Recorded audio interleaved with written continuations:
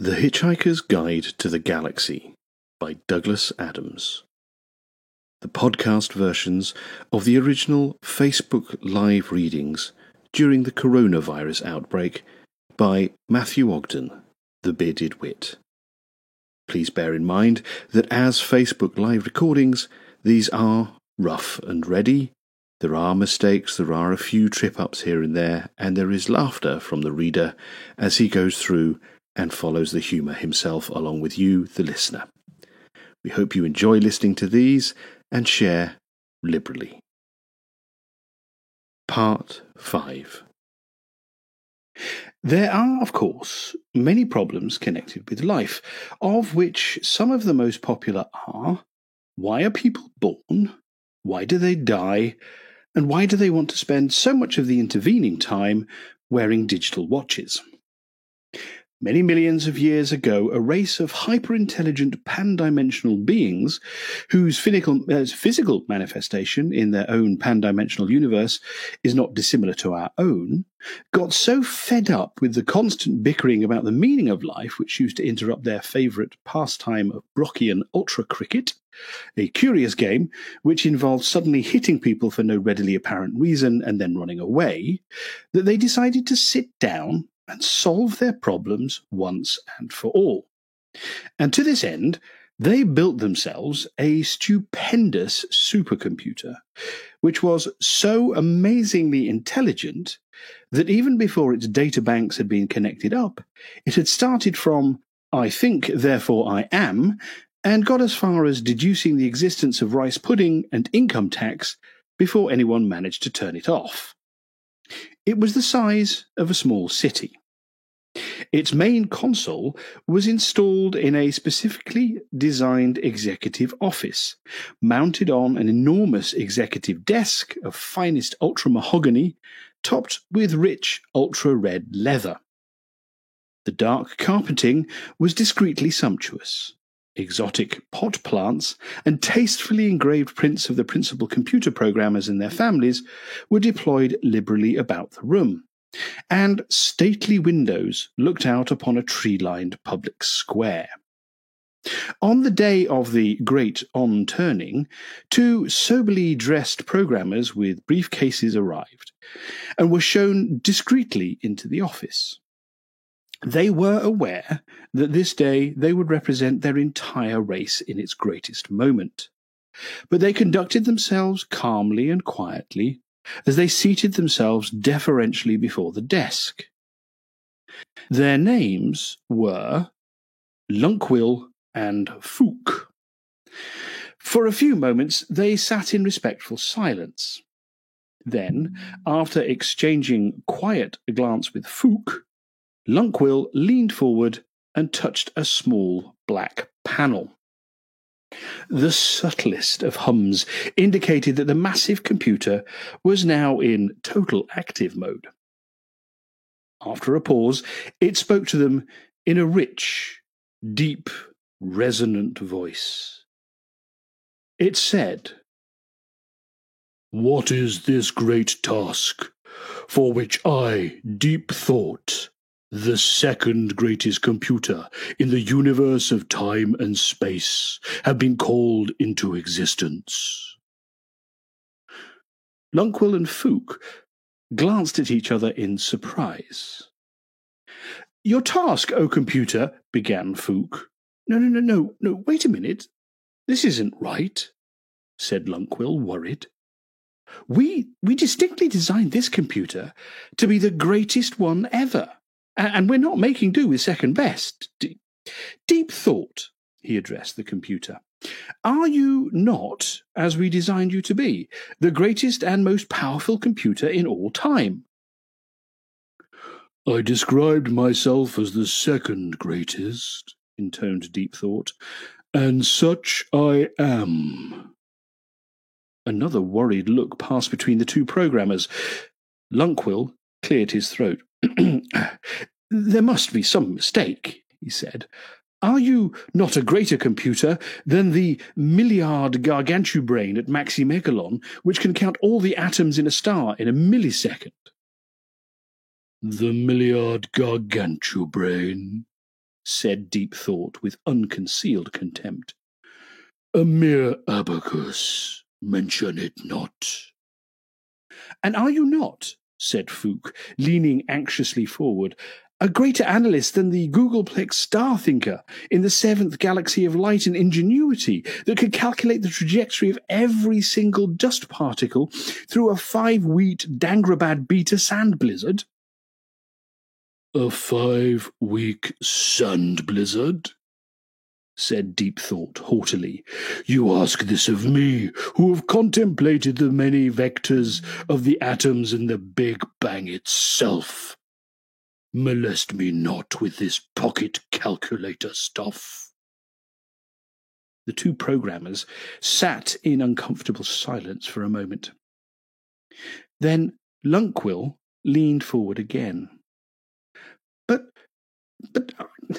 are you not, he said, a more fiendish disputant than the great hyperlobic omnicognate neutron wrangler of Ciceronis 12, the magic and indefatigable? The great hyperlobic omnicognate neutron wrangler, said Deep Thought, thoroughly rolling the R's, could talk all 4 legs of an Arcturan megadonkey. But only I could persuade it to go for a walk afterwards. Then what, asked Fook, is the problem? There is no problem, said Deep Thought with magnificent ringing tones. I am simply the second greatest computer in the universe of space and time. But the second? Insisted Lunquill. Why do you keep saying the second? You're surely not thinking of the multicorticoid The multicorticoid persecutron Titan Muller, are you? Or the Pondomatic? Or the... Contemptuous lights flashed across the computer's console. I spare not a single unit of thought on these cybernetic simpletons, he boomed. I speak of none but the computer that is to come after me. Fook was losing patience. He pushed his notebook aside and muttered, I think this is getting needlessly messianic. You know nothing of future time, pronounced Deep Thought. And yet, in my teeming circuitry, I can navigate the infinite delta streams of future probability and see that there must one day come a computer whose merest operational parameters I am not worthy to calculate, but which it will be my fate eventually to design. Fook sighed heavily and glanced across to Lunquill. Can we get on and ask the question? He said. Lunquill motioned him to wait. What computer is this of which you speak?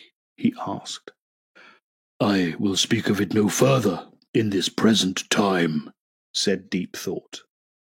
Now, ask what else of me you will that I may function. Speak. They shrugged at each other.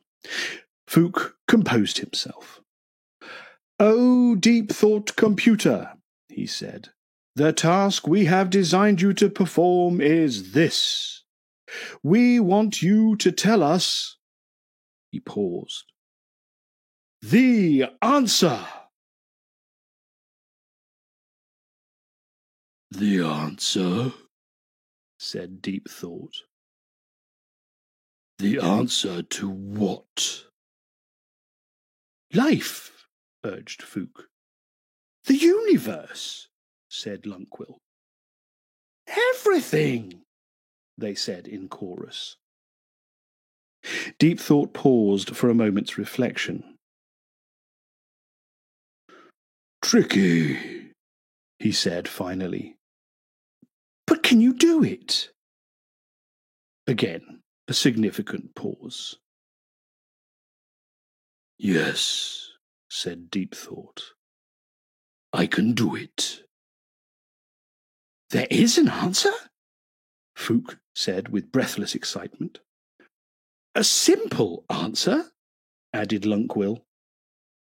Yes, said Deep Thought.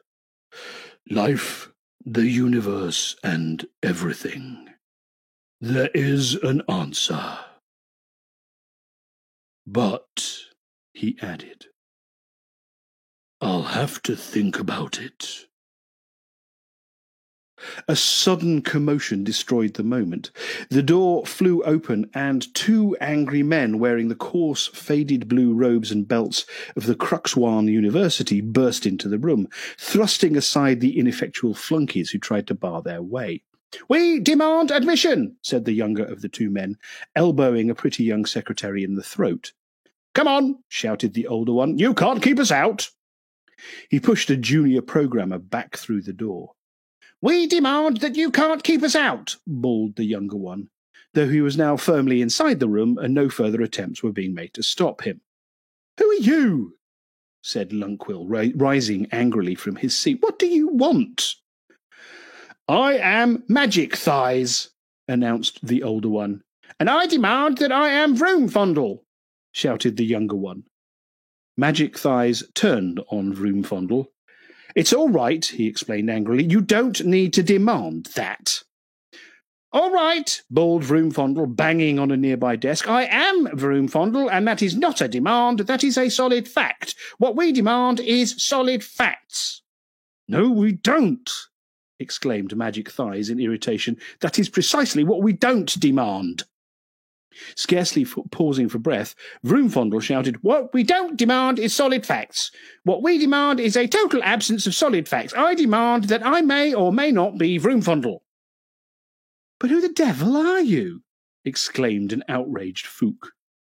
We, said Magic Thighs, are philosophers. Though we may not be, said Vroomfondle, waving a warning finger at the programmers. Yes, we are, insisted Magic Thighs. We are quite definitely here as representatives of the amalgamated union of philosophers, sages, luminaries, and other thinking persons, and we want this machine off, and we want it off now. What's the problem? Said Lunkwill. I'll tell you what the problem is, mate, said Magic Thighs. Demarbladication, that's the problem. We demand, yelled Vroomfondle, that demarcation may or may not be the problem. You just let the machines get on with the adding up, warned Magic Thighs, and we'll take care of the eternal verities, thank you very much. You want to check your legal position, you do, mate? Under law, the quest for ultimate truth is quite clearly the inalienable prerogative of your working thinkers. Any bloody machine goes and actually finds it, and we're straight out of a job, aren't we? I mean, what's the use of our sitting up half the night arguing that there may or may not be a God if this machine not only goes and gives you his bleeding phone number the next bloody morning? That's right, shouted Vroomfondle. We demand rigidly defined areas of doubt and uncertainty. Suddenly, a stentorian voice boomed across the room. Might I make an observation at this point? Inquired Deep Thought. We'll go on strike, yelled Vroomfondle. That's right, agreed Magic Thighs. You'll have a national philosopher's strike on your hands. The hum level in the room suddenly increased as several ancillary bass driver units mounted in sedately carved and varnished cabinet speakers around the room cut in to give Deep Thought's voice a little more power. All I wanted to say, bellowed the computer, is that my circuits are now irrevocably committed to calculating the answers to the ultimate question of life, the universe, and everything. He paused and satisfied himself that he now had everyone's attention, before continuing a little more quietly. But the program will take me a little while to run. Fook glanced impatiently at his watch. How long? He said. 7.5 million years, said Deep Thought. Lunquill and Fook blinked at each other. 7.5 million years? They cried in chorus. Yes, declaimed Deep Thought. I said I'd have to think about it, didn't I? And it occurs to me that running a program like this is bound to create an enormous amount of popular publicity for the whole area of philosophy in general. Everyone's going to have their own theories about what answer I'm eventually going to come up with. And who better to capitalize on that media market than you yourselves? So long as you can keep disagreeing with each other violently enough and slagging each other off in the popular press, and so long as you have clever agents, you can keep yourselves on the gravy train for life. How does that sound? The two philosophers gaped at him. Bloody hell, said Magic Thighs. Now that is what I call thinking. Here, Vroomfondle, why don't we ever think of things like that? Dunno, said Vroomfondle in awed whispers. Think our brains must be too highly trained, Magic Thighs. So saying, they turned on their heels and walked out of the door and into a lifestyle beyond their wildest dreams. 26. Yes, very salutary, said Arthur, after Slightly Bartfast had related the salient points of this story to him, but I don't understand what all this has got to do with the earth and mice and things. This is but the first half of the story, Earthman, said the old man. If you would care to discover what happened 7.5 million years later, on the great day of the answer, allow me to invite you to my study where you can experience the events yourself on our sensor tape records. That is, unless you would care to take a quick stroll on the surface of New Earth. It's only half completed, I'm afraid. We haven't even finished burying the dinosaur skeletons in the crust yet. Then we have the tertiary and quaternary periods of the Cenozoic area to lay down, and no, thank you, said Arthur. It wouldn't be quite the same. No, said Slightly Bartfast. It won't be. And he turned the air car around and headed back towards the mind-numbing wall. 27. Slightly Bartfast's study was a total mess. A little like the results of an explosion in a public library. The old man frowned as they stepped in. Terribly unfortunate, he said. A diode blew in one of the life support computers when we tried to revive our cleaning staff. We discovered they'd been dead for nearly 30,000 years. Who's going to clear away the bodies? That's what I want to know. Look, why don't you sit yourself down over there and let me plug you in?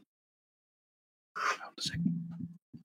He gestured Arthur towards a chair, which looked as if it had been made out of the ribcage of a stegosaurus.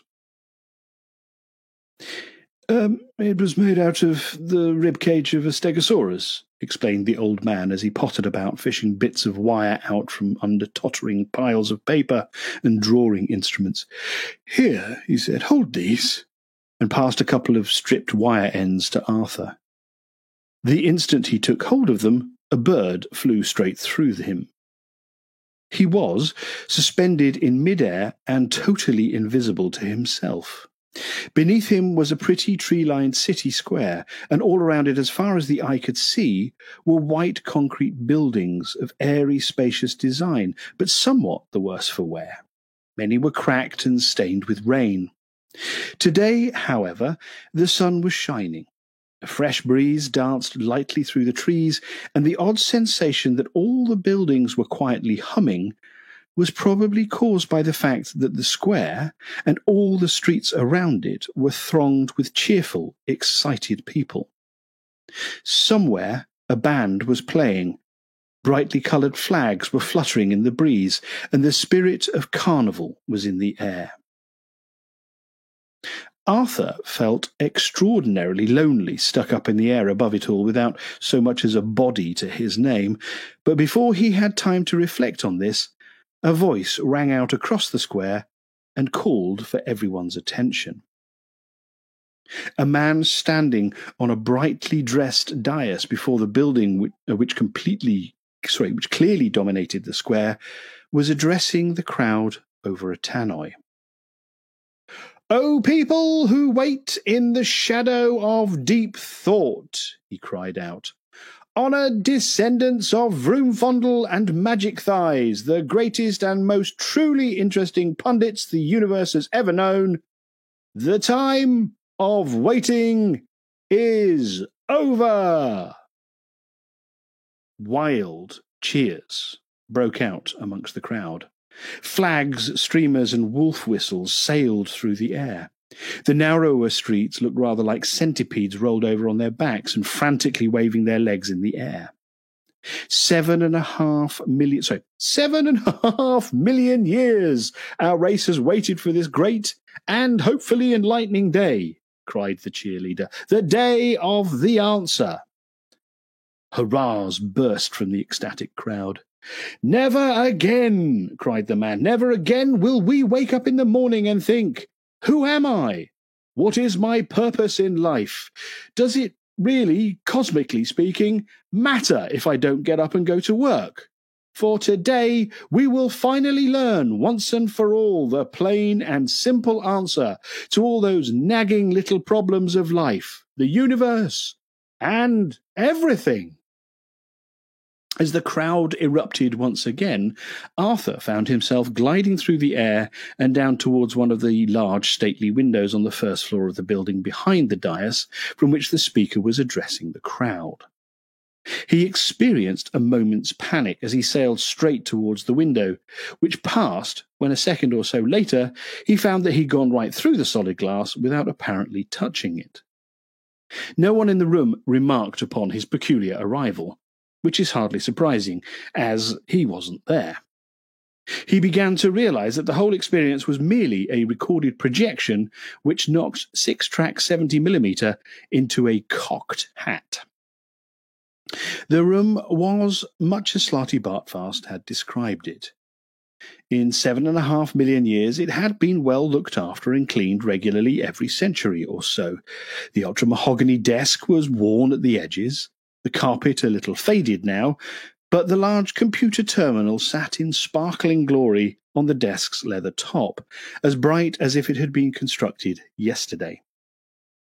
2 severely dressed men sat respectfully before the terminal and waited.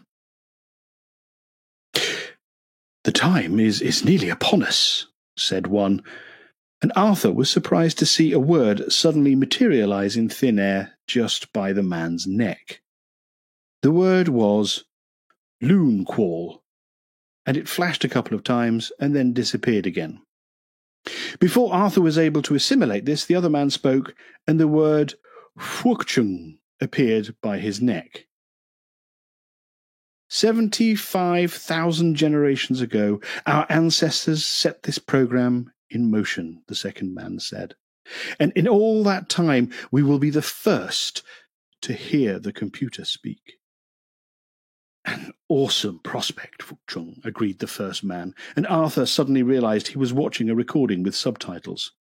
"We are the ones who will hear," said Fwukchung, "the answer to the great question of life. The universe," said Loonquall, "and everything."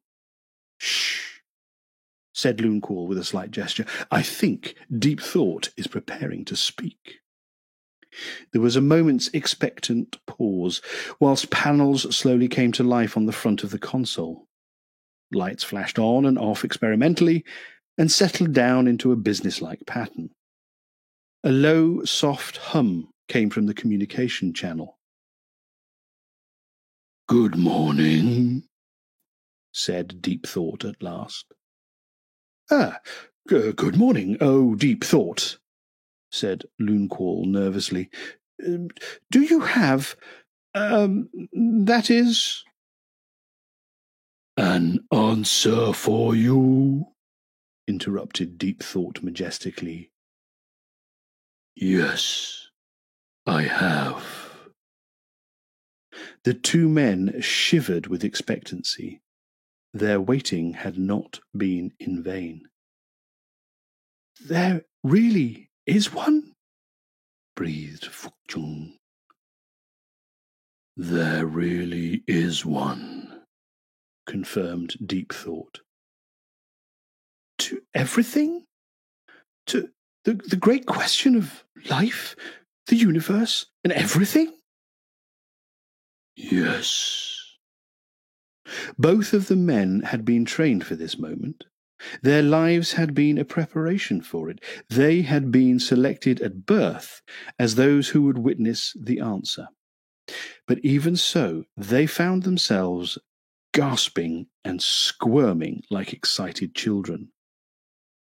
And you're ready to give it to us? Urged Loonquall. I am. Now? No, said Deep Thought. They both licked their dry lips.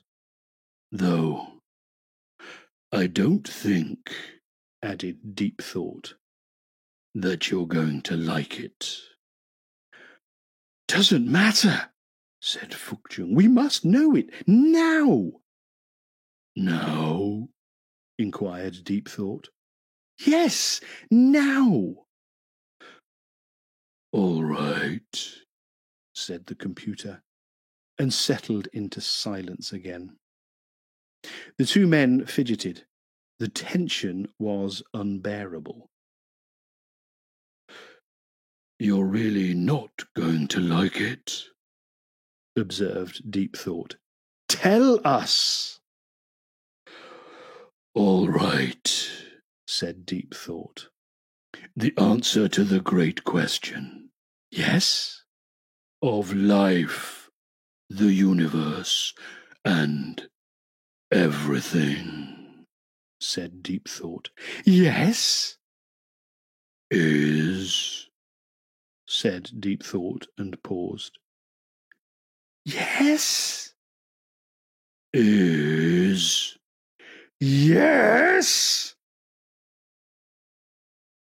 42, said Deep Thought, with infinite majesty and calm. Need a bit of tea. Deep Thought's knackering me throat. Oh, okay, that just doesn't sound right. Never mind. Okay. We continue. It was a long time before anyone spoke. Out of the corner of his eye, Fukjung could see the sea of tense, expectant faces down in the square outside. We're going to get lynched, aren't we? He whispered. It was a tough assignment, said Deep Thought mildly. 42? Yelled Loonquall.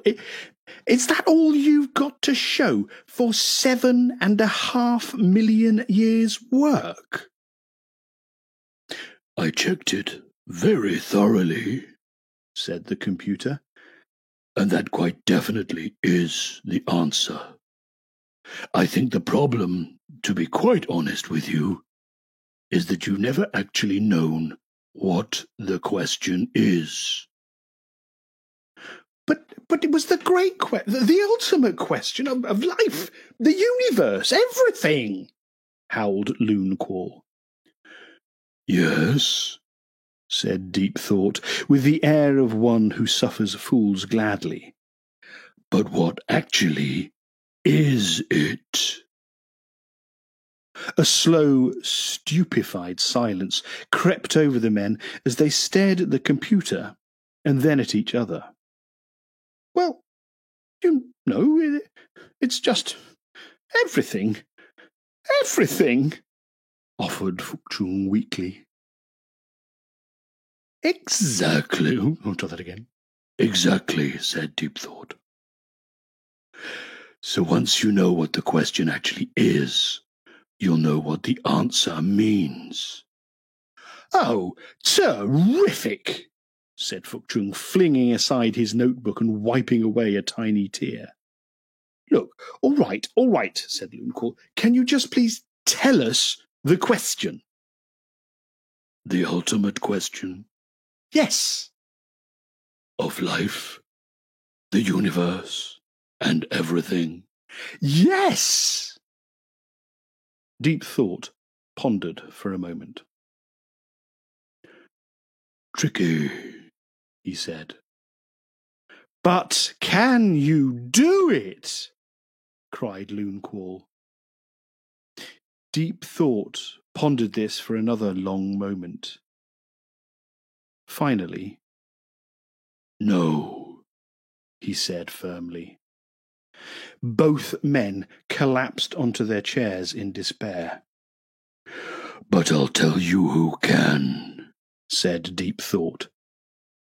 They both looked up sharply. Who? Tell us!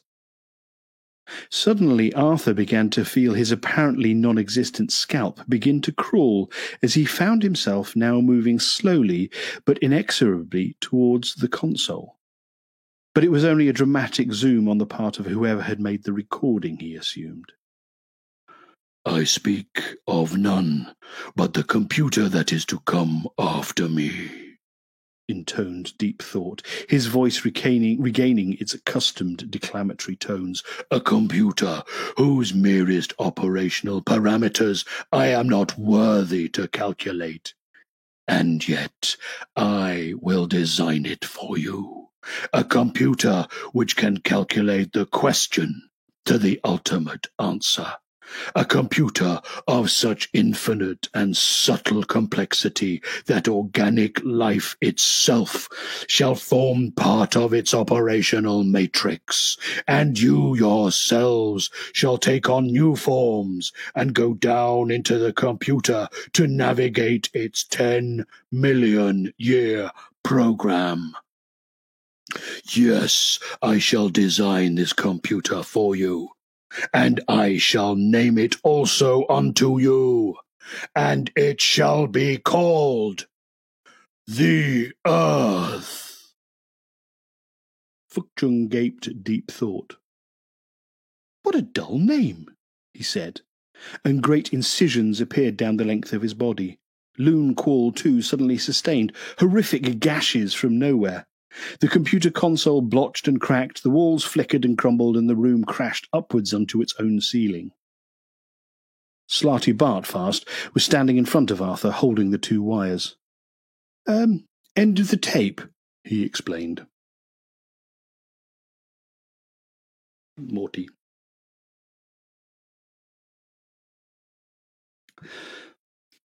Zaphod, wake up! Hey, come on, wake up! Yeah, just let me stick to what I'm good at, yeah? Muttered Zaphod and rolled away from the voice back to sleep. Do you want me to kick you? Said Ford. Would it give you a lot of pleasure? Said Zaphod blearily. No. Nor me. So what's the problem? Stop bugging me. Zaphod curled himself up. He got a double dose of the gas, said Trillian, looking down at him. 2 windpipes. And stop talking, said Zaphod. It's hard enough trying to sleep anyway. What's the matter with the ground? It's all cold and hard. It's gold, said Ford. With an amazingly balletic movement, Zaphod was standing and scanning the horizon, because that was how far the gold ground stretched in every direction. Perfectly smooth and gold. It gleamed like... Well, it's impossible to say what it gleamed like, because nothing in the universe gleams in quite the same way that a planet made of solid gold does. Who put all that there? Yelped Zaphod, goggle-eyed. Don't get excited, said Ford. It's only a catalogue. A who? A catalogue, said Trillian. An illusion. How can you say that? Cried Zaphod, falling onto his hands and knees and staring at the ground. He poked it and prodded it. It was very heavy and very slightly soft. He could mark it with his fingernail. It was very yellow and very shiny, and when he breathed on it, his breath evaporated off it in that very peculiar and special way that breath evaporates off solid gold. Trillian and I came round a while ago, said Ford. We shouted and yelled till somebody came, and then carried on shouting and yelling till they got fed up and put us on their planet catalogue to keep us busy until they were ready to deal with us.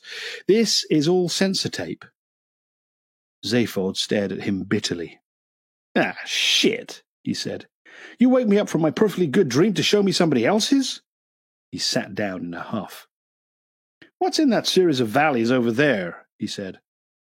Hallmark, said Ford. We had a look. We didn't wake you earlier. We didn't want to, said Trillian. The last planet was knee-deep in fish. Fish? Some people like the oddest things. And before that, said Ford, we had platinum. A bit dull, but we thought you'd like to see this one, though. Seas of light glared at them in one solid blaze wherever they looked. Very pretty, said Zaphod petulantly. In the sky, a huge green catalogue number appeared. It flickered and changed, and when they looked around again, so had the land. As with one voice, they all went, Yuck! The sea was purple. The beach they were on was composed of tiny yellow and green pebbles, presumably terribly precious stones. The mountains in the distance seemed soft and undulating with red peaks. Nearby stood a solid silver beach table with a frilly mauve parasol and silver tassels. In the sky, a huge sign appeared, replacing the catalogue number. It said, Whatever your tastes, Magrathea can cater for you. We are not proud. And 500 entirely naked women dropped out of the sky on parachutes. In a moment, the scene vanished and left them in a springtime meadow full of cows. Ow, said Zaphod, my brains. You want to talk about it? Said Ford. Yeah, okay, said Zaphod. And all three sat down and ignored the scenes that came and went around them. I figure this, said Zaphod. Whatever happened to my mind, I did it. And I did it in such a way that it wouldn't be detected by the government screening tests. And I wasn't to know anything about it myself. Pretty crazy, right? The other two nodded in agreement. So, I reckon what's so secret that I can't let anybody I know I know it. Not the galactic government, not even myself. And the answer is, I don't know. Obviously. But I put a few things together and I can begin to guess. When did I decide to run for president? Shortly after the death of President Uden Ranks. You remember Uden, Ford? Yeah, said Ford. He was the guy that we met when we were kids, the Arcturan captain. He was a gas. He gave us conkers when you busted your way onto his mega freighter. Said you were the most amazing kid he'd ever met. What's all this? Said Trillian. Ancient history, said Ford. When we were kids together on Beetlejuice, the Arcturan mega freighters used to carry most of the bulky trade between the galactic center and the outlying regions. The Beetlejuice trading scouts used to find the markets and the Arcturans would supply them. Then there was a lot of trouble with space pirates before they were all wiped out in the Dordelis Wars. And the mega freighters had to be equipped with the most fantastic defense shields known to galactic science. They were real brutes of ships, and huge. In orbit around a planet, they would eclipse the sun. One day, young Zaphod here decides to raid one on a trijet scooter designed for stratosphere work. A mere kid. I mean, forget it. It was crazier than a mad monkey. I went along for the ride because I got some very safe money on him not doing it and didn't want him coming back with fake evidence. So what happens? We get in this trijet, which he'd souped up into something totally other, crossed 3 parsecs in a matter of weeks, burst our way into a mega freighter I still don't know how, marched onto the bridge waving toy pistols and demanded conkers. A wilder thing I have not known. Lost me a year's pocket money. For what? Conkers. The captain was this really amazing guy. Juden Vranks, said Zaphod. He gave us food, booze, stuff from really weird parts of the galaxy. Lots of conquerors, of course. And we just had the most incredible time. Then he teleported us back into the maximum security wing of the Beetlejuice State Prison. He was a cool guy. Went on to become president of the galaxy. Zaphod paused. The scene around them was currently plunged into gloom. Dark mists swirled around them, and elephantine shapes lurked indistinctly in the shadows. The air was occasionally rent with the sounds of illusory beings murdering other illusory beings. Presumably, enough people must have liked this sort of thing to make it a paying proposition. Ford, said Zaphod quietly. Yeah? Just before Juden died, he came to see me. What? You never told me. No. What did he say? What did he come to see you about? He told me about the card of gold. It was his idea that I should steal it. His idea? Yeah, said Zaphod, and the only possible way of stealing it was to be at the launching ceremony. Ford gaped at him in astonishment for a moment, and then roared with laughter. Are you telling me, he said, that you set yourself up to become president of the galaxy just to steal that ship? That's it, said Zaphod, with the sort of grin that would get most people locked away in a room with soft walls. But why? Said Ford. What's so important about having it? Dunno, said Zaphod. I think if I consciously known what was so important about it, and what I would need it for, it would have shown up on the brain screening test and I would never have passed. I think Juden told me a lot of things that are still locked away. So, you think you went and mucked about inside your own brain as a result of Juden talking to you? He was one hell of a talker. Yeah, but Zaphod, old mate, you want to look after yourself, you know. Zaphod shrugged. I mean, don't you have any inkling of the reasons for all this? Asked Ford. Zaphod thought hard about this, and doubts seemed to cross his mind. No, he said at last, I don't seem to be letting myself into any of my secrets. Still, he added on further reflection, I can understand that. I wouldn't trust myself further than I could spit a rat. A moment later, the last planet in the catalogue vanished from beneath them, and the solid world resolved itself again. They were sitting in a plush waiting room full of glass-top tables and design awards.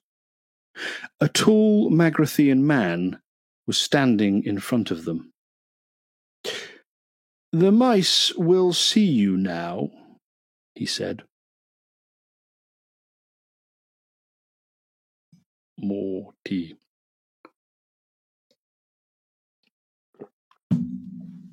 30. So, there you have it, said Slarty Bartfast, making a feeble and perfunctory attempt to clear away some of the appalling mess of his study. He picked up a piece of paper from the top of a pile, but then couldn't think of anywhere else to put it, so he put it back on top of the original pile, which promptly fell over. Deep Thought designed the Earth, we built it, and you lived on it. And the Vogons came and destroyed it 5 minutes before the program was completed, added Arthur, not unbitterly. Yes, said the old man, pausing to gaze hopelessly around the room. 10 million years of planning and work gone, just like that. 10 million years, Earthman. Can you conceive of that kind of time span?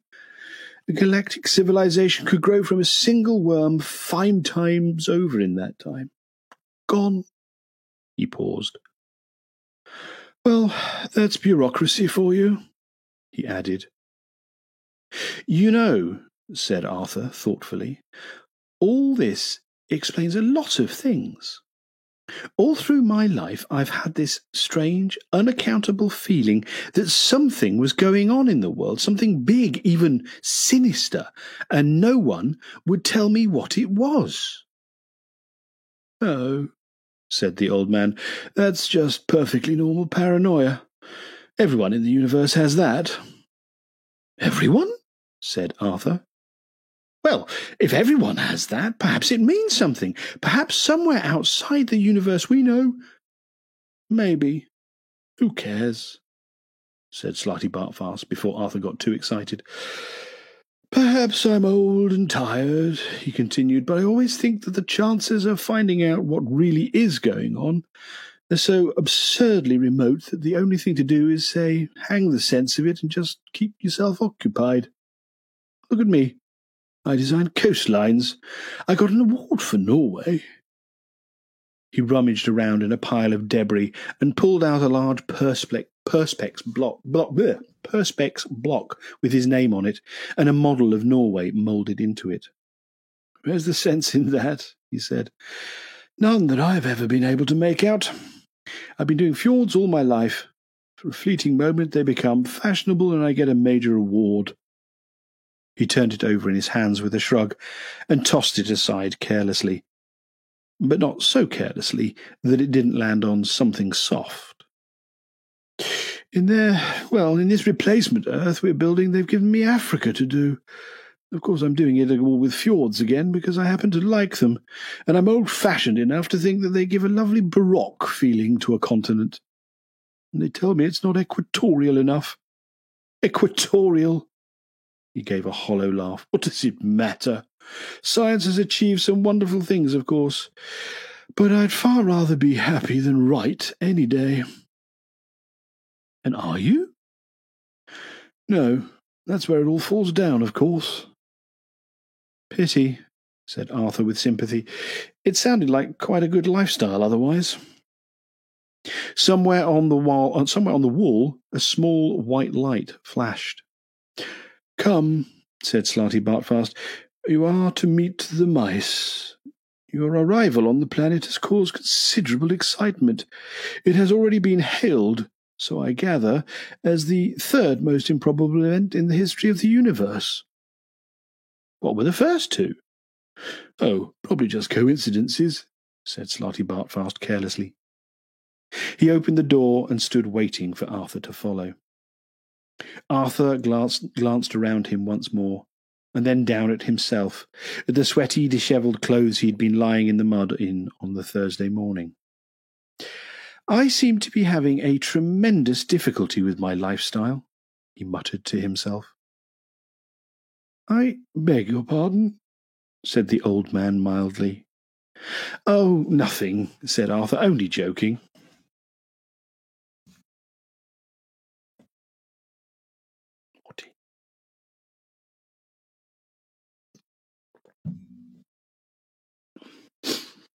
It is, of course, well known that careless talk costs lives.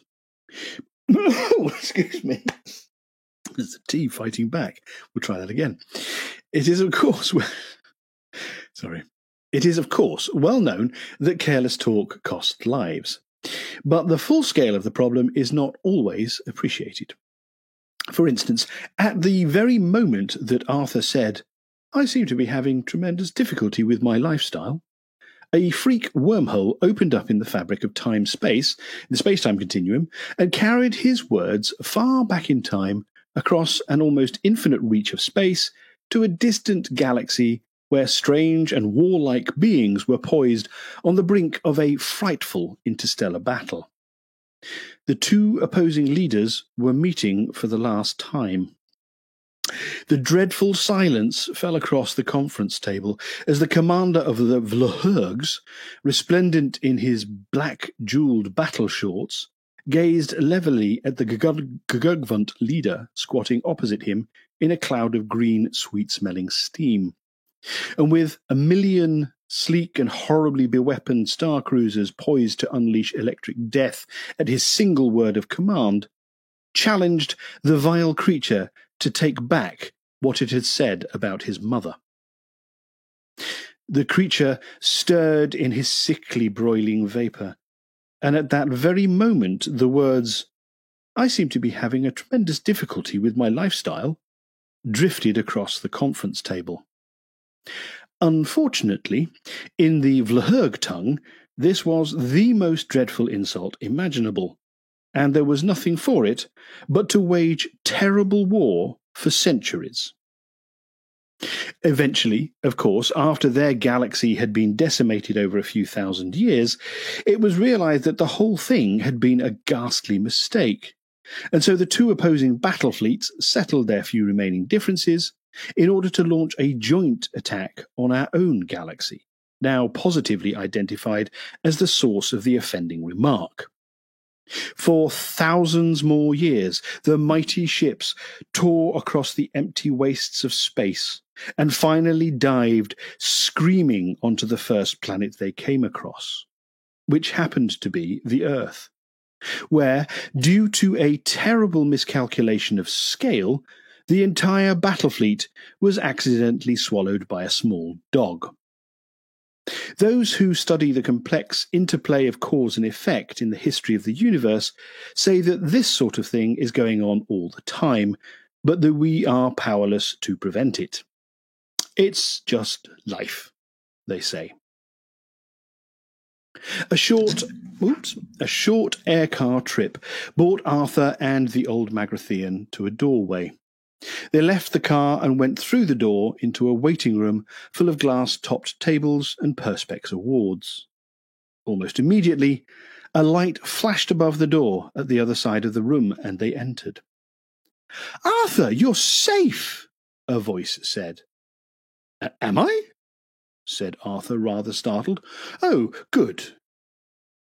The lighting was rather subdued, and it took him a moment to see Ford, Trillian, and Zaphod sitting round a large table beautifully decked out with exotic dishes, strange sweetmeats, and bizarre fruits. They were stuffing their faces. "What happened to you?" demanded Arthur. "Well," said Zaphod, attacking a boneful of grilled muscle, "I guess here have been gassing us and zapping our minds and being generally weird, and have now given us rather a nice meal to make it up to us. Here," he said, hoiking out a lump of evil-smelling meat from a bowl. "Have some vegan rhino's cutlet. It's delicious if you happen to like that sort of thing." "Hosts?" said Arthur. "What hosts? I don't see any." A small voice said, "Welcome to lunch, Earth creature." Arthur glanced around and suddenly yelped. "Oh," he said, "there are mice on the table." There was an awkward silence as everyone looked pointedly at Arthur.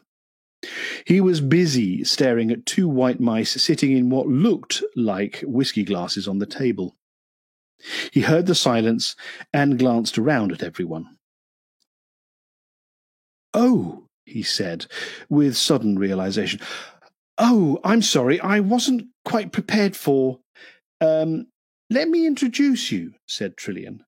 "Arthur, this is Benji Mouse." "Hi," said one of the mice.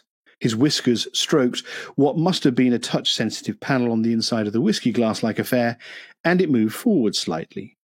"And this is Frankie Mouse." The other mouse said, "Pleased to meet you," and did likewise. Arthur gaped. "But aren't they—" "Yes," said Trillian. "They are the mice I brought with me from Earth." She looked him in the eye, and Arthur thought he detected the tiniest resigned shrug. "Could you pass me that bowl of grated Arcturan megadonkey?" she said. Slarty Bartfast coughed politely.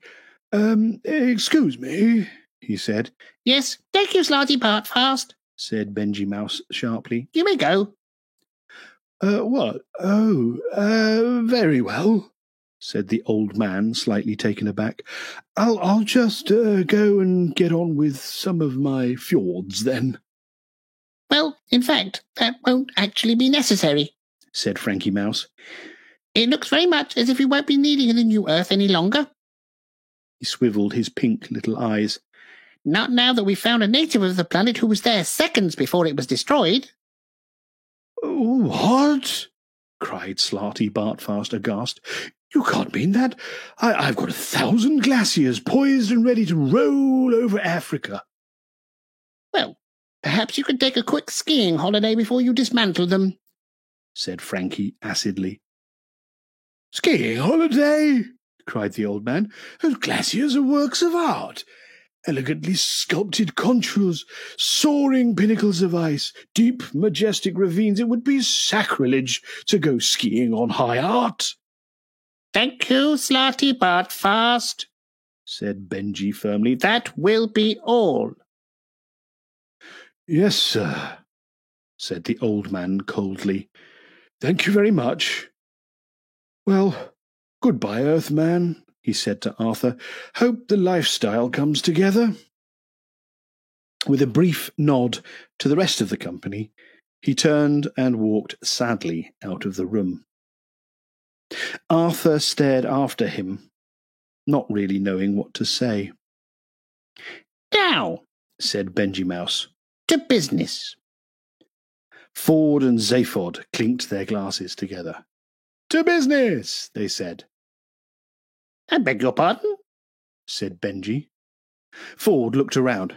Oh, sorry, I thought you were proposing a toast, he said. The two mice scuttled impatiently around in their glass transports. Finally, they composed themselves, and Benji moved forward to address Arthur.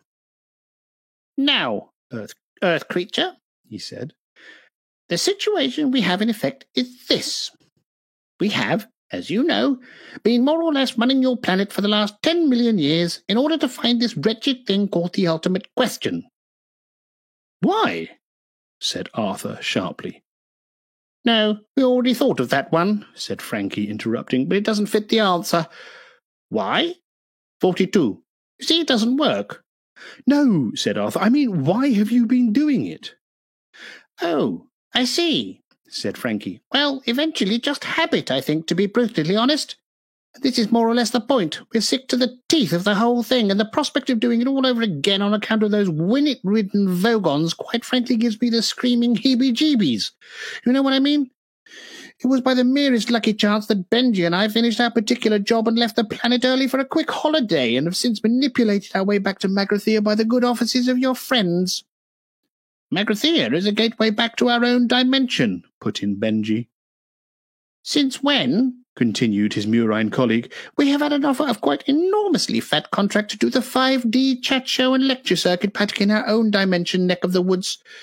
We're very much inclined to take it. I would. Wouldn't you, Ford? Said Zaphod promptingly. Oh, yeah, said Ford. Jump at it like a shot. Arthur glanced at them, wondering what all this was leading up to. But we've got to have product, you see, said Frankie. I mean, ideally, we still need the ultimate question in some form or other. Zaphod leaned forward towards Arthur. You see, he said, if they're just sitting there in a studio looking very relaxed and, just mentioning that they happen to know the answer to life, the universe and everything, and then eventually have to admit that it's just 42, the show's probably going to be quite short. No follow-up, you see. We have to have something that sounds good, said Benji. Something that sounds good, exclaimed Arthur. An ultimate question that sounds good. From a couple of mice. The mice bristled. Well, Yes, idealism. Yes, the dignity of pure research. Yes, the pursuit of truth in all its forms. But there comes a point, I'm afraid, where you begin to suspect that if there's any real truth, it's that the entire multi-dimensional infinity of the universe is almost certainly being run by a bunch of maniacs. And if it comes to a choice between spending yet another 10 million years finding that out, and on the other hand, just taking the money and running, then I, for one, could do with the exercise, said Frankie. But, started Arthur hopelessly.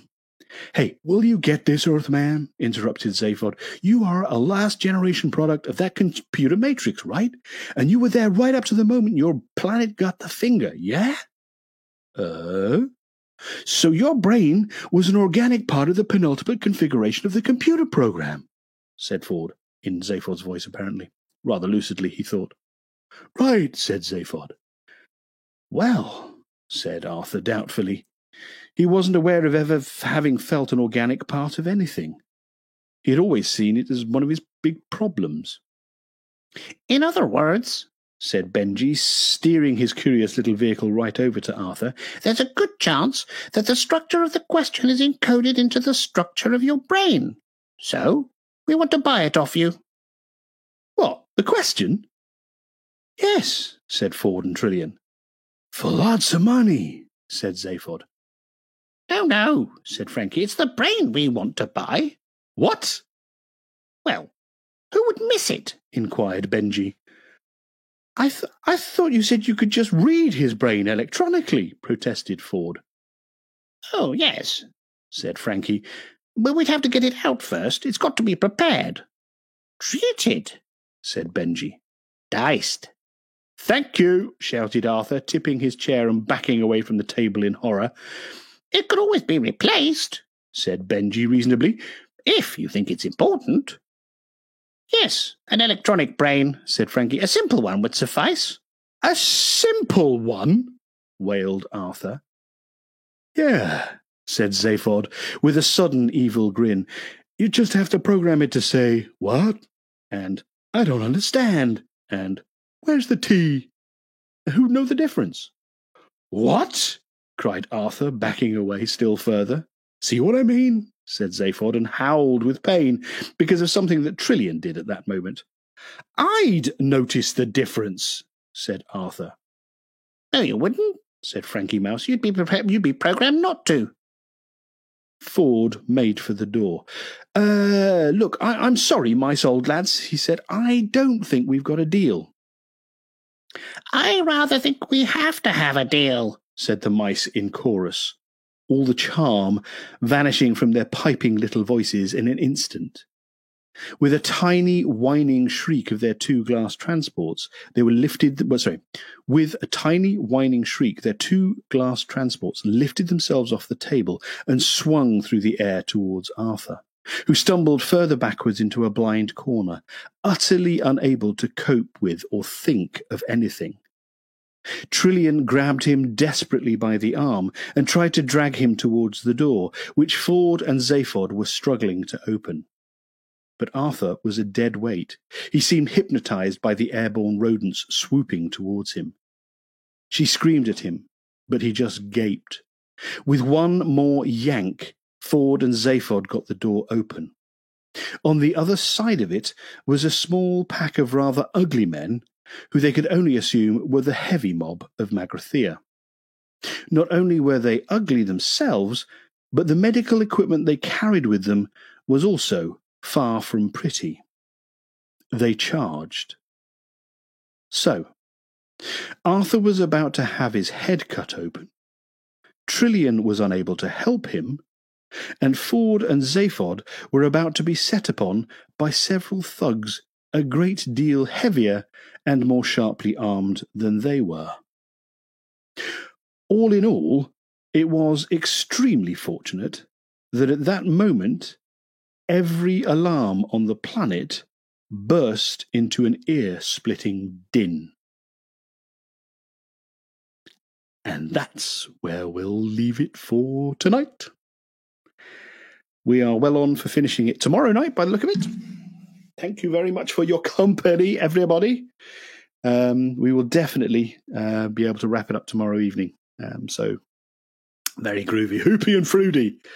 Thank you so much for coming along again, everyone, this evening. This will be posted, so if you didn't get a chance to catch all of it, you'll be able to hear everything else and as a rewind, as a repeat. But we will be back at the same time tomorrow, well, a little bit earlier. Hopefully there won't be a major speech or anything from anyone famous or significant in Danish government to slow us down.